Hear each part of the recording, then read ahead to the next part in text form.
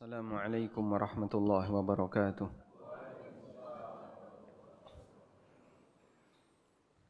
Alhamdulillah wassalatu wassalamu ala Rasulillah wa ala alihi wa sahbihi wa mawalah. Wa ashhadu an la ilaha illallah wahdahu la syarika lah wa ashhadu anna Muhammadan abduhu wa rasuluh sallallahu alaihi wa ala alihi wa sahbihi wa man tabi'al huda ila yaumil qiyamah.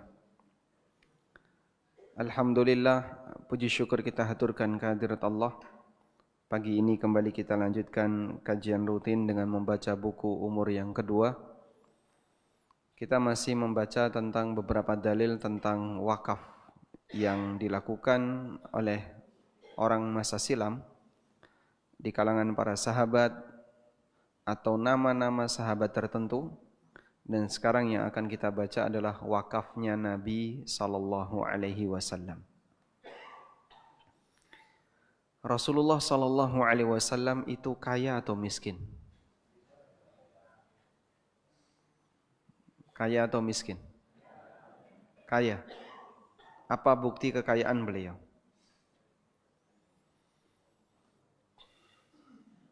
Apa bukti kekayaan beliau? Kalau Nabi Sulaiman kaya atau miskin? Kaya sekali. Kalau Nabi Daud kaya, beliau raja. Nabi Muhammad sallallahu alaihi wasallam. Kalau Nabi Ayub tuh kaya sekali. Nabi yang punya harta banyak sekali itu Nabi Ayub. Tapi diuji oleh Allah terus dikembalikan lagi. Nabi yang beliau sangat miskin. Nabi yang miskin, Nabi Isa, Zakaria, Yahya, Ilyas. Ini deretan nabi-nabi yang hidupnya sangat terbatas.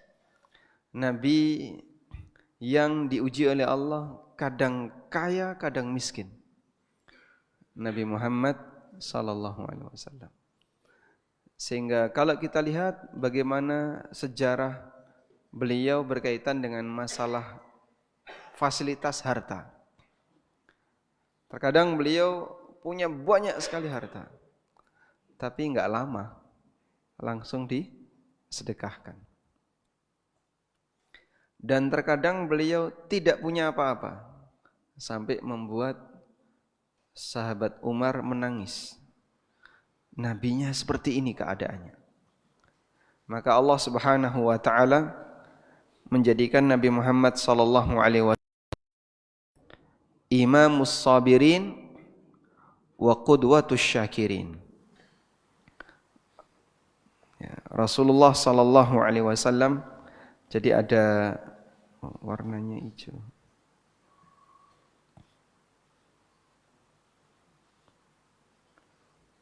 Nabi Muhammad sallallahu alaihi wasallam ada nabi yang sangat kaya dan ada nabi yang sangat miskin dan ada yang mengalami keduanya. Ini semuanya pilihan Allah. Kurang jelas.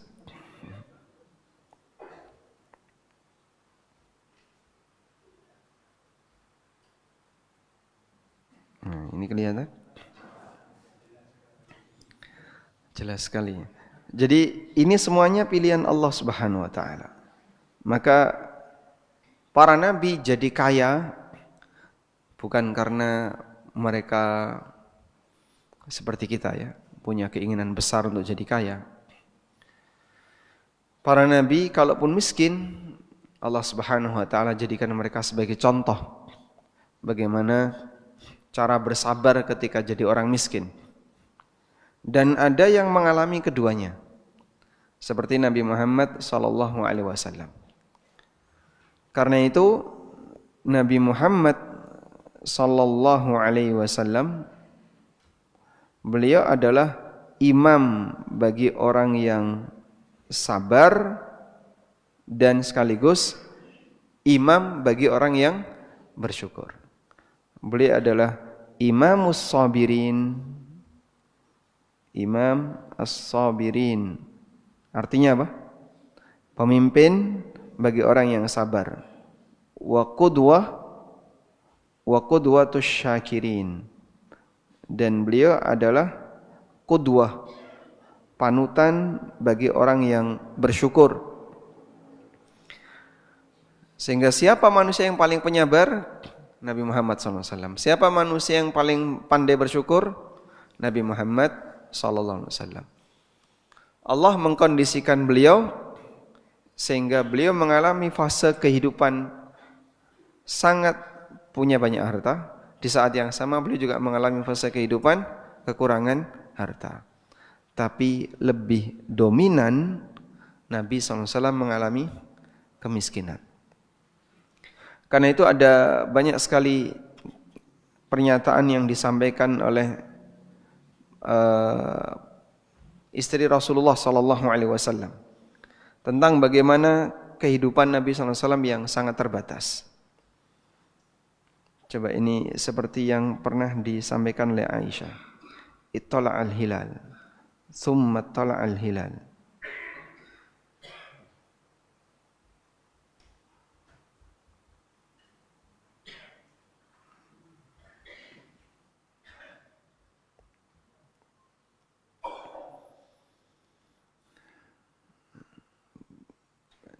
Baik, di sini.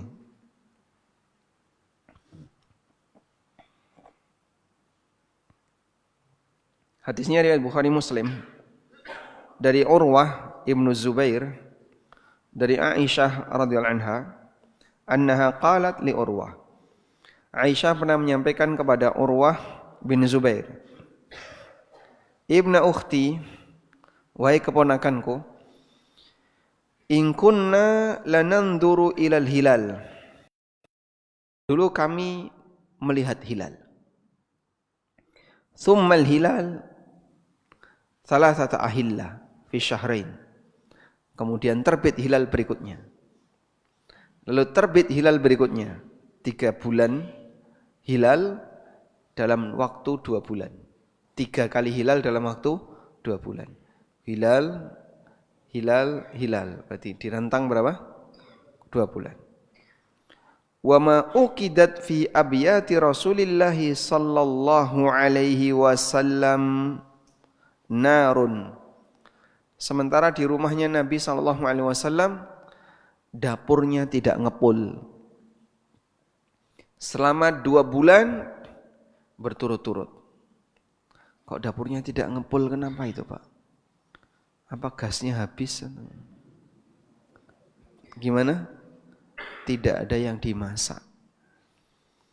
Jadi mau masak apa? Enggak ada bahan yang bisa dimasak. Maka Anda bisa bayangkan selama 2 bulan berturut-turut enggak punya beras, tidak punya lauk, tidak punya sayur, tidak ada sesuatu apapun yang bisa dimasak. Faqultu ya khalah, maka aku bertanya, wahai bibi, makana yu'ishukum, lalu apa yang menjadi bahan makanan untuk Anda konsumsi? Qalat, kata Aisyah, al-aswadan, cuman makan kurma, at-tamru wal ma', kurma dan air. Illa annahu qad kana li Rasulillahi sallallahu alaihi wasallam jiran. Hanya saja ada beberapa tetangga Rasulullah SAW minal ansar, di kalangan orang ansar, kanat lahum manaih wa kanu yamnahuna Rasulullah SAW min albanihim fayaskina. Ada beberapa tetangga ansar yang mereka punya ternak kambing, mereka punya ternak binatang, dan mereka lah yang memberi susu Rasulullah Sallallahu Alaihi Wasallam. Dalam waktu 2 bulan, kurma, air, susu. Bosan enggak kira-kira? Bosan? Kalau Anda gitu kira-kira bosan enggak? Bosan, Pak. Jangankan 2 bulan, sepekan lodeh terus. Bosan kira-kira? Bosan. Anda mungkin akan bosan, masa sepekan kok sayur asem terus gak ganti-ganti. Sehingga bakul soto itu tidak mungkin makan soto terus. Bakso tidak mungkin makan bakso terus. Bakul soto dorong rombong, ketemu bakul bakso dorong rombong. Begitu ketemu tukuran makanan. Betul kayak gitu, Pak? Kenapa mereka tukeran makanan? Padahal masing-masing sudah punya makanan. Sehingga yang ini ngicipi makanan temannya, ini juga sama. Tapi Masya Allah, sabarnya keluarga Nabi SAW, sehingga selama 2 bulan berturut-turut, mereka hanya makan kurma, minum air plus susu. Baik, saya sempat tanya sama ibu-ibu. Ibu-ibu ya, andaikan Anda dilamar sama Nabi SAW, itu diterima atau tidak? Okay? Andaikan dilamar oleh Nabi SAW untuk dijadikan istri beliau yang kesekian belas, itu kira-kira lamarannya diterima atau tidak? Bayang nawes berat ya. Mungkin aku jadi istri beliau, kehidupannya berat, kehidupannya susah. Maka di antara konsekuensi menjadi istri Rasulullah SAW harus menanggung apa? Beratnya ujian hidup. Baik. Kendati demikian, sekarang kita akan lihat semangat Rasulullah SAW dalam menderma, yang ini tidak mungkin dimiliki kecuali oleh seorang nabi. Artinya ini bagian dari mukjizat. Maka mukjizat Rasulullah SAW di antaranya adalah akhlak beliau sallallahu alaihi wasallam. Mukjizat Nabi di antaranya adalah akhlak. Sehingga akhlak yang beliau miliki hampir tidak mungkin untuk dimiliki selain Nabi. Karena saking tingginya akhlak seperti itu. Karena itu Allah Subhanahu wa taala berfirman dalam Al-Qur'an bahwa Allah bersumpah dengan umur Nabi Muhammad sallallahu alaihi wasallam. Allah bersumpah di surat Al-Hijr. La'amruka innahum lafi sakratihim ya'mahun. Demi umurmu wahai Muhammad, sesungguhnya umatnya Nabi Lut mereka tenggelam dalam kemaksiatan. Allah bersumpah demi umur Nabi Muhammad sallallahu alaihi wasallam. Dan isi umur itu kehidupan. Isi kehidupan adalah perjalanan aktivitas beliau sallallahu alaihi wasallam. Karena itu Ibnu Abbas radhiyallahu anhu pernah mengatakan, "Ma khalaqallahu nafsan akrama alaihi min Muhammadin sallallahu alaihi wasallam." Belum pernah Allah menciptakan jiwa yang lebih mulia dibandingkan Nabi Muhammad sallallahu alaihi wasallam. Wa ma aqsamallahu ta'ala bihayati ahadin illa bihayatihi. Belum pernah Allah Ta'ala bersumpah dengan menyebut kehidupan siapapun selain kehidupan Nabi Muhammad sallallahu alaihi wasallam. Jadi satu-satunya manusia yang dijadikan sumpah itu Nabi Muhammad sallallahu alaihi wasallam. Kalau makhluk dijadikan sumpah banyak, seperti langit, kemudian bumi, matahari, bulan, wasyamsi idza talaha wal qamari, wasyamsi idza jallaha wal qamari idza yaghshaha, dan seterusnya. Allah bersumpah dengan wal lail wan nahar wad duha. Allah bersumpah dengan wal asr. Namun manusia tidak ada yang dijadikan sumpah. Allah bersumpah dengan manusia hanya satu, Nabi Muhammad sallallahu alaihi wasallam. Ini yang jadi dalil oleh Ibnu Abbas. Tidak ada manusia yang lebih dimuliakan oleh Allah melebihi Rasulullah sallallahu alaihi wasallam, karena akhlak beliau adalah mukjizat. Beliau merupakan pemimpin dalam masalah wakaf. Karena ketika beliau diberi harta oleh Allah, beliau tidak menyimpannya selain untuk nafkah keluarga dan sisanya untuk umat.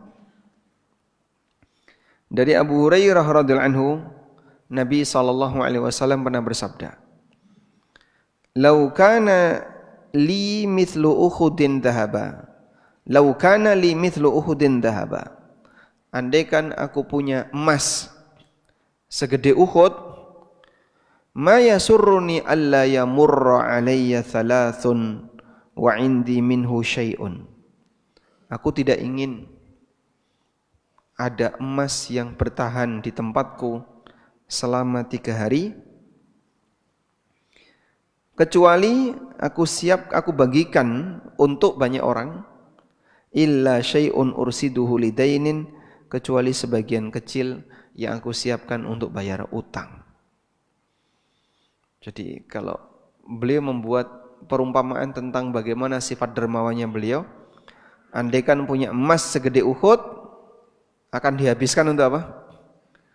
Sedekah. Dibagi-bagikan, disedekahkan, habis, kecuali hanya ngambil sedikit yang disiapkan untuk bayar utang. Sisanya habis. Dan ini tidak mungkin bisa dilakukan oleh manusia biasa. Ini salah satu di antara bukti apa Pak? Dermawannya Nabi sallallahu alaihi wasallam.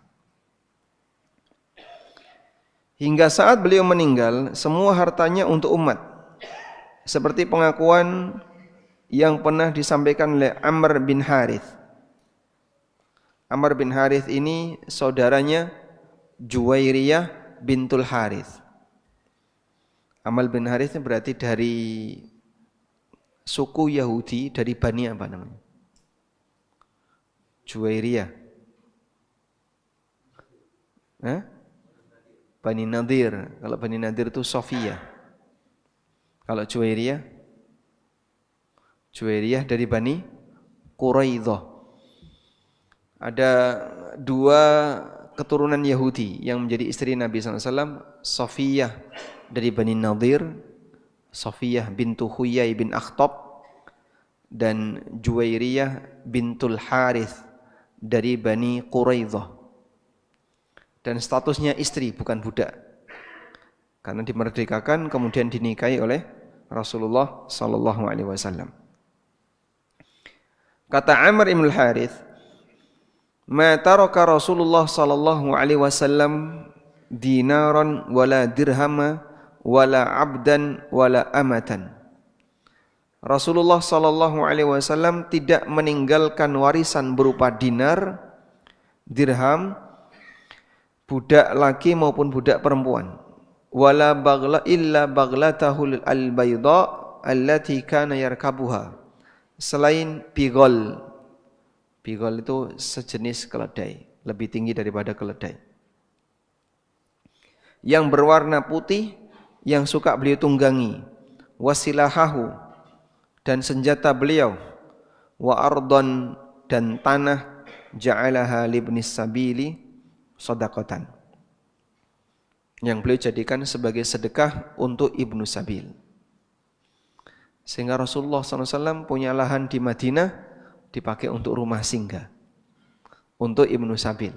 Bagi siapa yang datang ke kota Madinah dan dia tidak punya keluarga, tidak tinggal di Sufah, maka dia bisa tinggal di rumah singgah yang disediakan oleh Nabi SAW. Di antara wakaf Nabi SAW, pertama adalah Masjid Quba. Beliau bangun masjid ini pertama kali ketika beliau tiba di kota Madinah sebelum memasuki kota Madinah. Padahal tanahnya punya siapa itu? Ya, punya masyarakat Quba. Kok bisa Nabi SAW bangun masjid di situ? Tentu saja atas persetujuan dengan pemilik lahan. Kemudian Nabi SAW yang menginisiasi pembangunan pertama, sehingga status bangunan itu awalnya adalah wakaf Rasulullah sallallahu alaihi wasallam. Yang kedua, Masjid Nabawi di kota Madinah. Ini sebenarnya milik Bani Najjar. Dan Nabi sallallahu alaihi wasallam membelinya, tapi mereka enggak mau dibayar. Sehingga beliau memanggil, "Samminuni, samminuni." Kasih harga berapa, tak bayar. Tidak ya Rasulullah, itu untuk fisabilillah. Sehingga tidak perlu bayar, namun bangunannya yang menginisiasi Nabi Muhammad sallallahu alaihi wasallam. Dan kemudian setelah perang Khaybar, Masjid Nabawi itu diperluas sampai menjadi 1000 meter persegi. Sekarang luasnya mencapai 1 juta meter persegi. Jadi 1000 kali yang dulu. Itu sekarang. Kemudian beliau juga pernah wakaf 7 kebun yang dulu dimiliki oleh Yahudi bernama Mukhairik. Mukhairik terbunuh saat perang Uhud dan sebelum mati dia berpesan, "Jika aku mati maka hartaku untuk Rasulullah sallallahu alaihi wasallam. Silahkan beliau atur sesuai petunjuk Allah." Dan oleh Nabi sallallahu alaihi wasallam kebun-kebunnya Mukhairik diwakafkan. Nabi SAW mengambil hasil kebun itu untuk nafkah keluarga pemilik selama setahun. Sehingga keluarganya Mukhairik tetap mendapatkan hasil dari kebun tadi. Sementara sisanya beliau gunakan untuk pengadaan senjata, perlengkapan perang, dan kemaslahatan kaum muslimin. Dan masih banyak lagi wakaf-wakaf Rasulullah SAW yang mungkin tidak sempat diceritakan oleh sahabat atau tidak tertulis dalam sejarah. Namun yang jelas beliau adalah tokoh yang bisa kita jadikan panutan dalam masalah menderma. Baik. Mukhairik ini orang soleh atau orang jahat? Orang soleh. Jadi beliau Yahudi yang ikut membela kaum muslimin dan masuk Islam. Saya dulu punya teman di pondok namanya Mukhairik. Kita lanjutkan. Tapi dulu panggilannya Mukharik. Berikutnya wakaf itu sedekah jariyah. Dari Abu Hurairah radhiyallahu anhu, Rasulullah sallallahu alaihi wasallam bersabda, "Idza matal insan inqata'a 'amaluhu illa min thalathah." Apabila manusia mati, maka seluruh amalnya akan terputus kecuali 3 amal. Sebutkan apa saja? Sebentar dulu, kita cari yang ngantuk dulu. Yang ngantuk pertama siapa di sini, Pak? Apa saja 3 amal yang tidak putus? Sedekah jariyah, ilmu manfaat, anak saleh yang mendoakan. Baik. Apa yang dimaksud dengan sedekah jariyah? Kita lihat di sini. Jariyah artinya sesuatu yang terus mengalir. Sungai surga dikatakan oleh Allah tajri min tahtihal anhar. Sungai surga itu mengalir di bawahnya. Sehingga bukan sungai yang mandek. Ya. Kayak di tempat kita kan banyak sungai mandek. Kenapa Pak? Dibuntu sama sampah. Sehingga airnya tidak mengalir.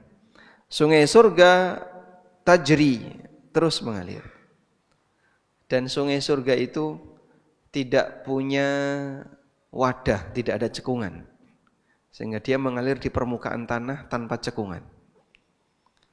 Anharul jannati bila jarat subhana mumsikiha anil faydan. Ini kata Ibnu Qayyim dalam qasidah Nuniyah. Sungai surga itu mengalir di permukaan tanah bila ukhdud, tanpa batas, tanpa cekungan. Jadi kalau sungai di tempat kita kan ada cekungannya. Airnya berada di dalam cekungan itu. Kalau luber, banjir. Sungai surga di atas permukaan. Di atas permukaan tanah dan gak luber. Subhana mumsikiha anil faidan. Maha suci zat yang menahannya sehingga tidak luber. Bayanginnya gimana Pak? Gak usah dibayangin. Nah, sebab surga tidak bisa dibayangkan. Disebut sedekah jariyah karena pahalanya terus mengalir. Para ulama menjelaskan bahwa yang dimaksud dengan sedekah jariyah dalam hadis ini adalah wakaf. Nah, makna sedekah jariyah adalah wakaf. An-Nawawi menjelaskan hadis ini dengan mengatakan, wa kadzalika shadaqatul jariyatu wa hiyal waqfu. Demikian pula di antara amal yang terus mengalir adalah sedekah jariyah dan itu merupakan wakaf. Al-Khatib Asy-Syarbini, ulama Syafi'iyah, beliau juga menjelaskan yang semisal. As-sadaqatul jariyatu mahmulatun indal ulama'i 'alal waqfi. Sedekah jariyah itu dipahami oleh para ulama sebagai wakaf. Kama qalahu Ar-Rafi'i, sebagaimana keterangan Ar-Rafi'i, ulama mazhab Syafi'i, fa inna ghairahu minas sadaqati laysat. Karena sedekah-sedekah yang lain itu bukan jariyah. Dari sinilah kita bisa lihat makna sedekah jariyah adalah sedekah untuk objek yang permanen. Maka disebut jariyah terus mengalir karena objeknya tidak habis pakai. Namun sifatnya bagaimana? Permanen. Sifatnya permanen. Karena objek wakaf itu permanen, sehingga selama objek itu dimanfaatkan oleh masyarakat, maka pahalanya akan terus mengalir. Terlepas dari pemanfaatannya. Jadi selama itu dimanfaatkan untuk hal yang mubah atau hal kebaikan, maka pahalanya akan terus mengalir. Jalan itu wakaf atau bukan? Jalan wakaf atau bukan? Wakaf, Pak. Maka kalau ada perluasan jalan, lalu Bapak misalnya, adalah saya relakan, gak usah dibayar. Tanah saya silakan dipotong untuk pelebaran jalan. Itu sama dengan kita wakaf jalan. Sehingga jalan itu termasuk di antara objek wakaf. Cuman kadang ada sebagian orang yang keberatan ya, tanahnya diiris untuk jadi jalan sehingga harus belok. Nanti ketemu lagi orang keberatan lagi, belok lagi. Yang sebenarnya bisa lurus ini, tapi karena ada sebagian orang yang keberatan tadi akhirnya jadi belok-belok. Nah, kalau dibayar Pak, ya nggak jadi wakaf. Sehingga tol itu bukan wakaf ya, karena pemilik lahan dibayar mahal. Ya. Sekarang, wakaf menjadi ciri kaum muslimin.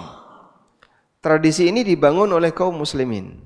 Sementara masyarakat jahiliyah mereka tidak mengenalnya.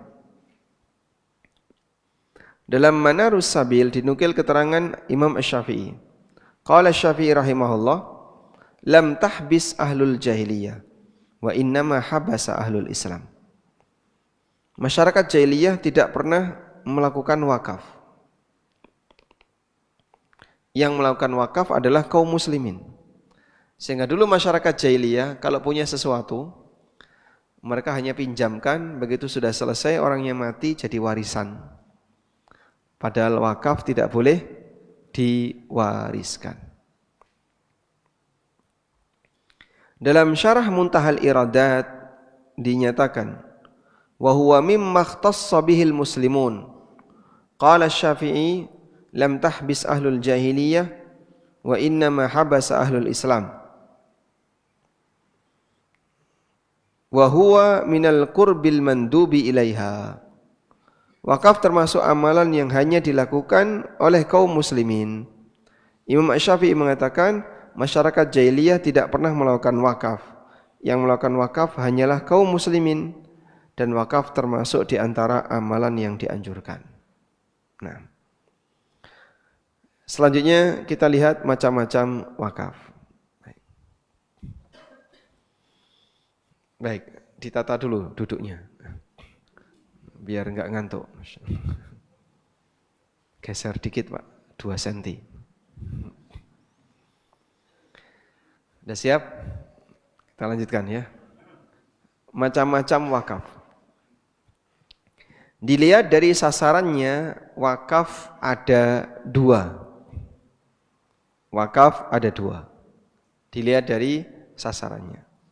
Jadi mungkin sebagai pengantar ini ya.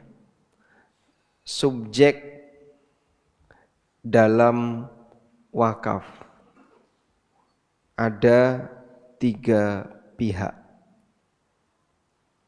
1, wakif. 2, mauquf alaih.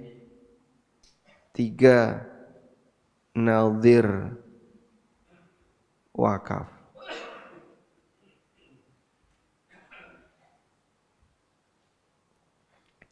Wakif itu berarti pewakaf. Mauquf alaih artinya penerima manfaat wakaf. Nadhir wakaf berarti pengelola. Baik. Jadi objek wakaf itu milik siapa? Objek wakaf itu milik siapa? Milik umat. Orang kalau sudah wakaf itu sama dengan melepas kepemilikan. Jadi dia ngiris sebagian hartanya dan dia serahkan fisabilillah. Maka objek wakaf itu milik umat, bukan milik nadhir. Oleh karena itu, kalau si A wakaf tanah misalnya melalui ormas X, apakah tanah ini jadi milik ormas? Jadi miliknya atau tidak? Tidak. Karena akadnya wakaf. Beda dengan hibah. Kalau si A hibah tanah ke ormas X, jadi milik ormas. Maka berbeda antara wakaf dengan hibah. Dan pernyataannya ya beda juga. Kalau hibah ya aku hibahkan tanah ini untuk ormas, sehingga dia jadi milik ormas. Yayasan punya aset. Tapi kalau aku wakafkan ini kepada ormas, nah, maka ormas ini statusnya pengelola dan bukan pemilik. Udah? Yang jadi masalah terkadang nadhir wakaf, ini pengelola tadi kan namanya apa? Nadhir. Kadang nadhir ini tidak amanah, sehingga tanahnya dibiarkan, enggak diapa-apain, bahkan dipakai untuk yang tidak semestinya, tidak sesuai pesannya untuk lembaga pendidikan, dipakai lembaga ternak, ngwangon wedhus, berarti salah fungsi. Maka boleh enggak Pak dialihkan nadhirnya? Boleh ya. Sehingga mohon maaf, karena Anda tidak kelola, maka saya alihkan ke orang lain atau ke ormas yang lain, ke lembaga yang lain. Silahkan. Sebab yang itu boleh dipindah. Ada kasus itu ya, teman saya dan beliau sendiri curhat. Beliau wakaf, lahan cukup luas, diserahkan kepada salah satu ormas. Berarti status ormas ini apa? Nadhir. Dan itu bertahun-tahun karena wakafnya itu wakaf milik ibunya. Sejak ibunya atau ibunya sebelum meninggal waktu itu sampai bertahun-tahun, puluhan tahun atau enggak dikelola-kelola. Nah, kemudian anaknya ini punya inisiatif bikin pondok sendiri. Akhirnya lahan itu mau diambil alih lagi untuk dijadikan pondok. Karena daripada nggak dikelola, mending saya sendiri yang ngelola. Ternyata sempat tegang, lalu ormas ini minta duit, ya, kompensasi seharga tanah. Ini jadinya apa itu?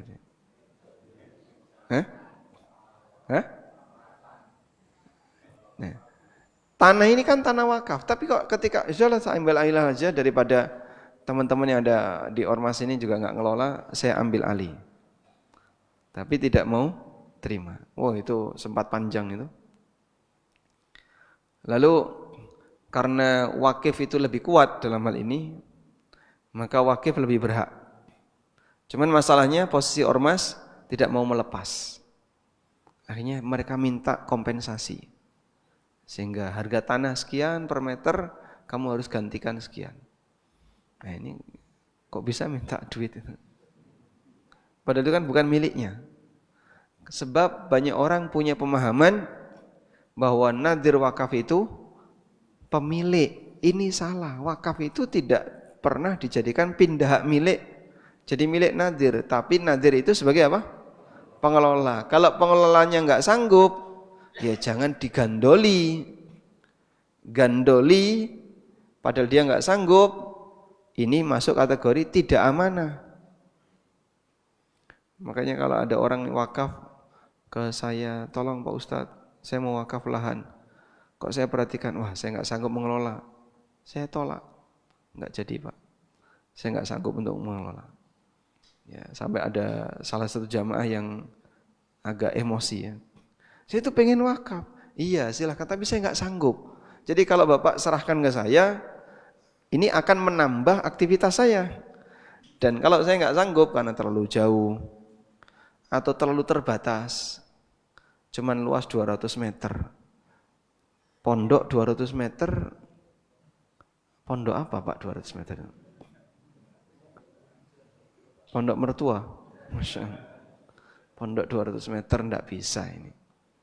Dipakai TPA, ya mungkin bisa TPA warga, tapi siapa yang harus ngelola, sering datang ke sana untuk memantau?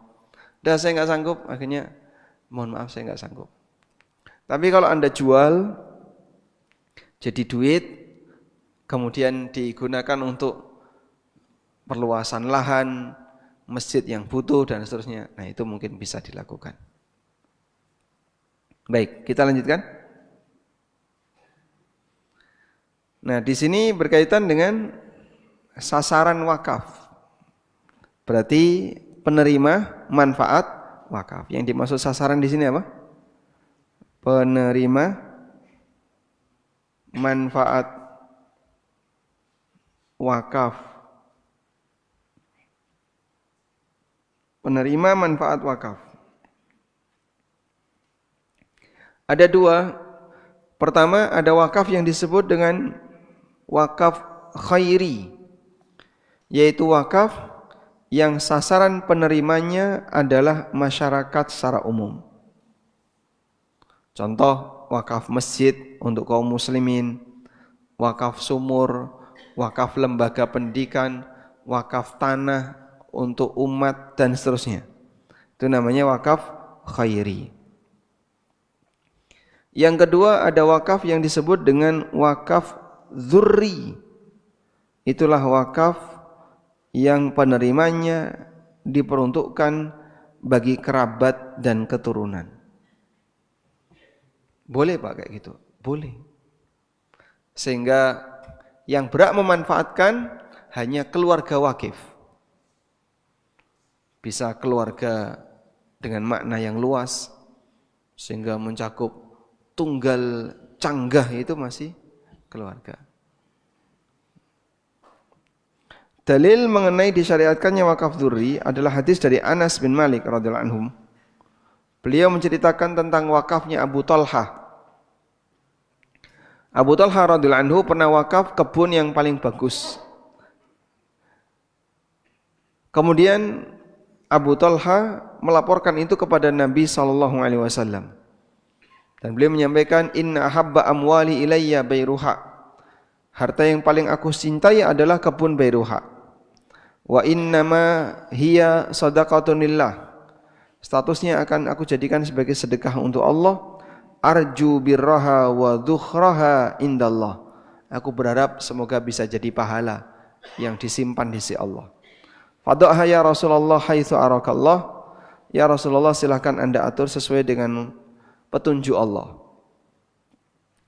Menanggapi hal itu, Nabi SAW kemudian mengatakan, bah dzalika malun rabih, bah dzalika malun rabih. Ini harta yang mahal ini. Harta yang mahal. Aku sudah mendengar apa yang kau ucapkan, dan menurutku sebaiknya kau sedekahkan untuk kerabat. Anas mengatakan Abu Talha radhiyallahu anhu menyedekahkan kebun itu untuk para kerabatnya. Sedekah yang dimaksud apa? Hasil. Sedekah hasil. Nah, maka orang bisa melakukan wakaf dzurri seperti ini dengan cara memberikan sebagian hartanya untuk semua anak keturunannya misalnya. Itu namanya wakaf dzurri. Objek yang menjadi wakaf dzurri tidak bisa diwariskan, sehingga objek itu dimiliki bersama untuk semua anggota keluarga wakif, anggota keluarga pemberi wakaf. Salah satu boleh ditunjuk sebagai nadhir dengan upah atau gaji sesuai kesepakatan. Misalnya rumah tabon. Tahu rumah tabon, Pak? Nek wong Jawa ngerti nggih? Baik. Bapak pesan, tolong rumah ini jangan dijual. Pokoknya nanti dipakai kumpul seluruh anak keturunan Bapak. Pokoknya jangan dijual. Kasihkan ke masjid, Pak. Jangan. Jangan dijual kok, malah kasihkan ke masjid. Pokoknya ini untuk seluruh anak keturunan Bapak. Nanti nek kalian pulang kampung di sini silahkan semuanya di sini ngumpul. Ini tidak boleh dijual, tidak boleh jadi milik pribadi, tapi milik bersama. Boleh nggak kayak gini? Boleh atau tidak? Hah? Berarti ada harta yang tidak diwariskan. Ada harta yang tidak diwariskan. Nah, statusnya wakaf dzurri tadi. Kalau bapaknya ngerti wakaf dzurri, bisa langsung beli wakafkan. Rumah ini aku wakafkan untuk seluruh anak keturunanku, dikelola anak pertama. Maka anak pertama tinggal di situ, yang rawat rumah, tapi kepemilikan rumah itu jadi milik bersama. Sehingga misalnya rumah itu atau ada anak yang pulang dari Jakarta, dari ini, nanti ngumpul di rumah itu. Mereka tetap punya rumah pegangan. Itulah rumah tabon. Jadinya apa? Wakaf dzurri. Di antara syarat wakaf dzurri adalah tidak boleh dikhususkan untuk sebagian keturunan. Karena ini bisa memicu permusuhan antar anggota keluarga. Misalnya wakaf hanya untuk anak perempuan dan keturunannya. Ya. Ini mohon maaf kalau di Padang kan seperti itu ya. Sehingga ada harta pusaka tinggi. Enggak boleh dijual. Yang punya siapa? Anak perempuan tok. Yang laki-laki enggak dikasih. Ya. Atas nama ini adalah aturan adat, maka itu diwakafkan untuk anak perempuan atau diwariskan hanya untuk anak perempuan. Dan waktu saya ke Padang dapat cerita ya, pembangunan tol di Padang itu kenapa susah? Karena banyak ini pusaka tinggi, nabrak tanah pusaka tinggi. Ya belok, tol belok, nyiku kan tidak mungkin. Sehingga mereka ketika sudah berhadapan dengan pusaka tinggi, ya, kami nggak jual. Kami nggak boleh jual pusaka tinggi. Jadi kesulitan untuk sampai bisa nembus itu. Baik, karena itu kalau misalnya kita ditanya, jadi harta pusaka tinggi itu sebaiknya dijadikan apa Pak? Wakaf dzurri. Nah kalau dijadikan sebagai wakaf dzurri, bagaimana ketika di situ ada pembangunan jalan, minta diganti dengan lahan yang lain, tukar guling, sehingga tidak hilang, berpindah dari satu titik ke titik yang lain. Misalnya wakaf hanya untuk anak perempuan dan keturunannya, sementara anak laki-laki tidak diberi wakaf dzurri. Wakaf yang hanya dikhususkan untuk anak atau keturunan tertentu hukumnya dilarang. Al-Buhuti pernah mengatakan, fa inna fadlal waqifi ba'duhum ala ba'din fa in faddalal waqifu ba'dahum ala ba'din aw khassa ba'dahum bil waqfi duna ba'din. Jika wakif melebihkan wakafnya untuk sebagian keturunan atau dia khususkan wakafnya untuk orang tertentu tapi yang lain tidak boleh, fa in kana ala tariqil atharah bi allam yakun li ghardin syar'i kariha li'annahu yuaddi ila taqatu' bainahum. Jika tujuannya tidak ada alasan syar'i, sehingga mengkhususkan tertentu tapi tidak ada alasan syar'i, maka hukumnya kariha atau kuriha, dibenci. Li'annahu yuaddi ila taqatu' bainahum, karena itu bisa sampai mengarah kepada di antara anak. Sehingga gara-gara orang tuanya, anaknya berantem. Dulu bapak pernah bilang rumah ini akan jadi milik saya. Loh, bapak juga bilang ke saya kayak gitu. Anak ketiga, bapak juga bilang saya seperti itu.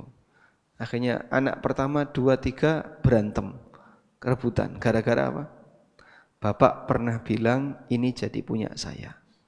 Bapak pernah bilang seperti ini dibatalkan. Karena hibah kalau belum diserahkan tidak sah. Dan banyak sekali keluarga yang jadi berantem gara-gara tadi pernyataan-pernyataan hibah tadi. Oh, dulu bapak sudah pernah bilang kayak gitu kok. Ya harus menghormati bapak. Yang satunya juga bilang yang sama. Dulu bapak juga bilang ke saya kayak gitu. Terus jadinya gimana? Kita miliki bersama. Nah, dibagi sesuai dengan jatah waris. Jika tidak diwakafkan. Walhamdulillahirabbil alamin. Baik, mungkin itu yang bisa kita sampaikan. Semoga yang kita bahas ini bermanfaat. Wassallallahu ala nabiyyina Muhammadin wa ala alihi wa sahbihi wasallam. Silakan, Pak. Waalaikumsalam warahmatullahi wabarakatuh.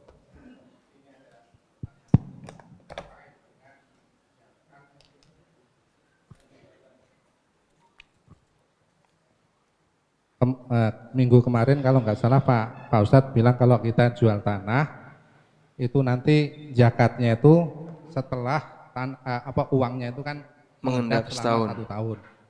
Nah, sekarang pertanyaannya kalau misalnya sebelum dia itu mengendap selama 1 tahun, uang tadi dipakai untuk membeli bangunan, sehingga uang hasil penjualan lahan tadi dipakai semuanya untuk membeli, istilahnya untuk membeli sesuatu semuanya gitu. Jadi udah habis untuk membelikan itu, apakah itu tetap kena zakat? Iya.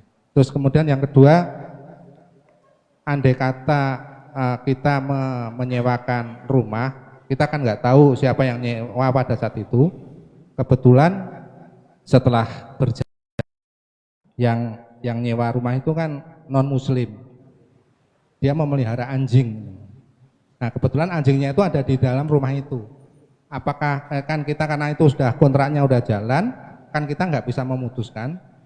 Apakah kalau misalnya tahun berikutnya dia mau memperpanjang, kita memperbolehkan apa tidak, karena permasalahan dia memelihara anjing di dalam rumah tadi. Terus kemudian yang ketiga, mungkin ini barusan tadi Pak Ustadz yang wakaf dzurri tadi.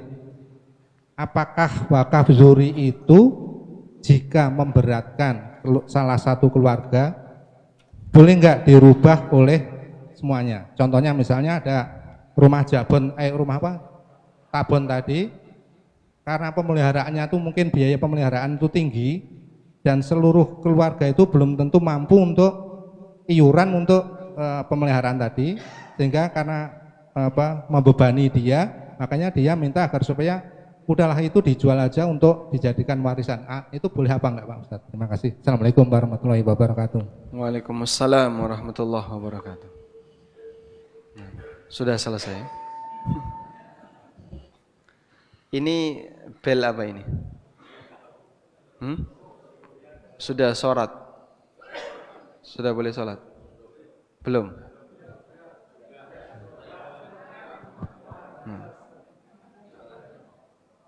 Baik.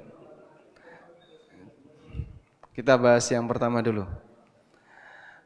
Yang pertama, apa tadi Pak? Zakat. Jadi kata kunci zakat itu adalah harta mengendap selama 1 tahun. Maka kalau Bapak selesai jual rumah, lalu dapat duit, ternyata belum setahun sudah habis, misalnya dipakai beli rumah yang lain, atau dipakai haji, dipakai umroh, dan seterusnya, sehingga belum genap setahun sudah habis. Maka dalam posisi ini ya tidak wajib dizakati, karena sudah habis. Yang kedua, berkaitan dengan perawatan rumah tabon tadi. Sewa rumah. Sewa rumah yang nyewa non muslim dan dia memelihara anjing. Sebenarnya tahu latar belakang penyewa itu penting. Maka mungkin sebelum akad sewa dilakukan, Bapak minta fotokopi KTP. Kalau tanya agama kan mungkin dia tersinggung ya. Agamamu apa? Nah, mungkin dia tersinggung. Tapi coba kirimkan KTP dulu. Nah, dia kirim fotokopi KTP. Udah? Nah, di situ kan tertera agama. Agama 0 misalnya. Kalau sudah kelihatan, maka berikutnya Bapak kasih syarat. Ya, boleh nyewa di sini, tapi syaratnya 1, tidak boleh dipakai mabuk. Kamu jangan minum khamr di sini. 2, tidak boleh merawat anjing. 3, 4, 5 kasih syarat. 100 syarat. Kalau dia bersedia, lanjut. Kalau dia nggak bersedia, ya Bapak cari konsumen yang lain. Di hotel saja itu selalu ada syarat ya. Apa yang nggak boleh dibawa masuk hotel? Binatang ternak itu nggak boleh. Sehingga orang bawa anjing, binatang piaraan itu nggak boleh. Orang bawa anjing kan nggak boleh di hotel. Bawa kucing nggak boleh. Duren nggak boleh. Ngerokok ada yang boleh, ada yang tidak boleh. Nah, jika hotel saja ada syarat seperti itu, maka sebenarnya rumah kontrakan kita juga bisa kita kasih syarat kayak gitu. Pertanyaannya, bagaimana kalau sudah telanjur? Kalau sudah telanjur, mungkin bisa ditegur, Mas jangan memelihara anjing di rumah. Kalau kamu tetap harus memelihara anjing, maka tolong dibersihkan sebelum pergi rumahnya. Dengan cara demikian, nanti dia sendiri yang harus bertanggung jawabnya, yang harus bertanggung jawab dengan kotoran anjing atau najis anjing. Kemudian untuk wakaf rumah tabon tadi, kalau semua anaknya tidak ada yang sanggup mengelola, bagaimana? Ya, kalau tidak ada sanggup mengelola, pilihannya adalah dibiarkan atau dijadikan usaha. Misalnya disewakan atau apa. Sehingga tetap jadi milik bersama, tapi disewa oleh orang lain, nanti hasilnya dibagi bersama. Itu mungkin sebagai solusi sederhana. Kalau nggak laku-laku Pak, disewakan Pak. Ya kalau nggak laku disewakan, ya siapa yang mau tinggal di situ silahkan. Kalau nggak ada, ya sudah, jadinya nggak ada solusi. Dan tidak boleh dijual apapun keadaannya. Wallahu a'lam.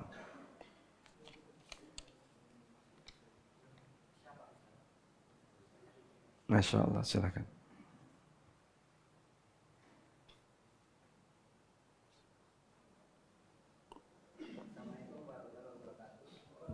Waalaikumsalam warahmatullahi wabarakatuh.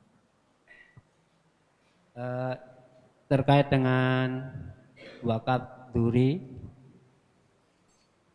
itu untuk wakaf anggota keluarga. Itu kalau sekarang untuk bikinnya sertifikat atas nama siapa, Pak? Kira-kira seperti itu. Terima kasih. Assalamualaikum warahmatullahi wabarakatuh. Waalaikumsalam warahmatullahi wabarakatuh.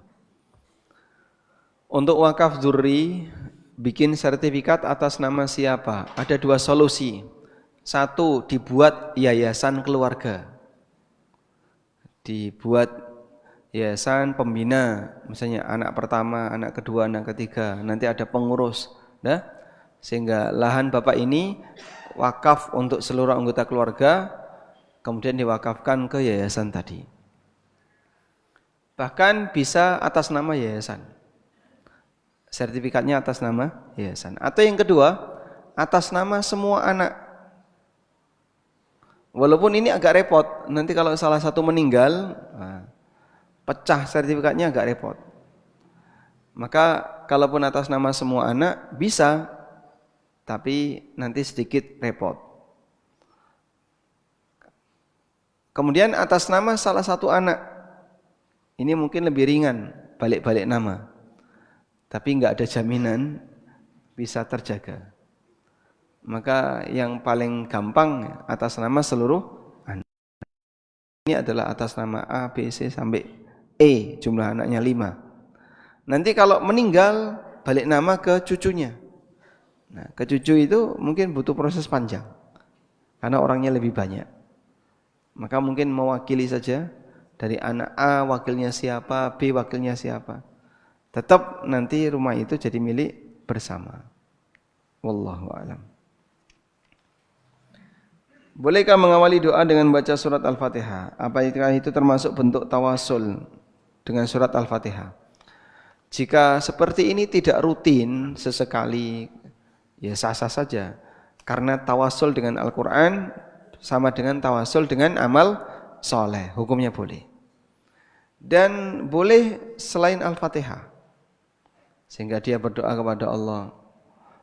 Sebelum berdoa, mari kita baca terlebih dahulu surat Al-Baqarah. Baca Al-Baqarah dulu, selesai baru doa. Boleh ya. Tapi kalau tiap hari Fatihah, ini butuh dalil ya. Sehingga setiap kali mau berdoa Fatihah, itu kira-kira landasannya apa? Kalau tidak ada, berarti sebenarnya boleh semua surat dibaca sebagai tawasul doa. Assalamualaikum waalaikumsalam. Adakah solusi lembaga yang membantu menyelesaikan utang riba agar bisa diangsur tanpa riba? Solusi utang riba. Lembaga solusi utang riba. Saya kesulitan untuk nyari ya. Kalau perorangan mungkin ada. Cari bank thayyib, orang baik ya, yang bisa meminjamkan dana tanpa bunga untuk menutupi utang. Nanti Anda nyicil ke dia tanpa bunga. Wallahu a'lam. Tapi kalau pembelian aset, mungkin ada sebagian BMT yang bisa melaksanakan secara syar'i untuk pembelian aset. Cuman kalau anjak piutang seperti ini, saya punya utang di tempat A, tempat B, tak lunasi dulu, pinjam uang. Nah, kayak gini kayaknya jarang yang bisa melakukan akad syar'i. Baik, demikian. Semoga apa yang kita bahas ini bermanfaat. Allahumma anfa'na bima 'allamtana wa 'allimna ma yanfa'una warzuqna ilma. Wa sallallahu ala nabiyyina Muhammadin wa ala alihi wa sahbihi wa sallam. Wa akhiru da'wana anil hamdulillahi rabbil alamin. Wassalamualaikum warahmatullahi wabarakatuh.